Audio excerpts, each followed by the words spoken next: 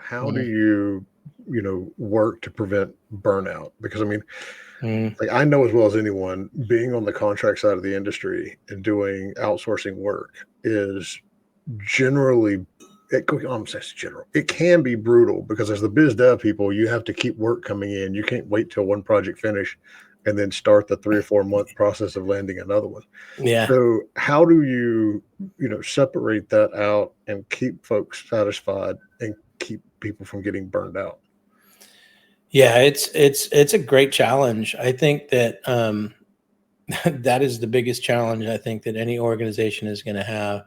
And this being in the same space that I am is that when you're on a big project, and you're doing that same game for 3 or 5 years, or whatever, I think that creates a lot more burnout in some cases than you'd be surprised. And in work for hire, it's like, every 12 or 18 months, we're doing something different. So I think that excitement and the people that like doing that, and plus you get your name and lights on a lot of different projects, right?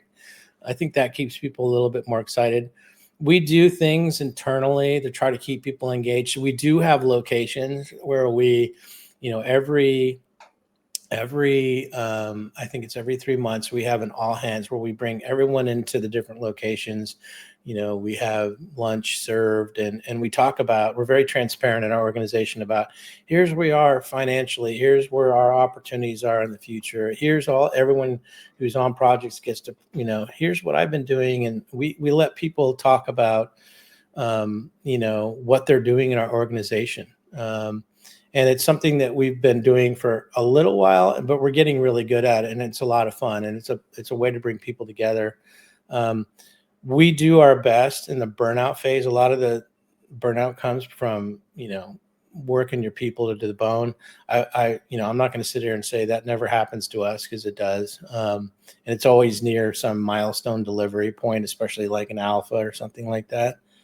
But we do our best to try to mitigate, burnout through excessive work. And so we've gotten really good at planning. We use some tools internally to make sure that we can see velocity on our project. And we do a really good job and our production team does a good job of managing that to success. So I think keeping the work hours to reasonable work hours and giving people a good home life balance is really ideal and something that we strive for.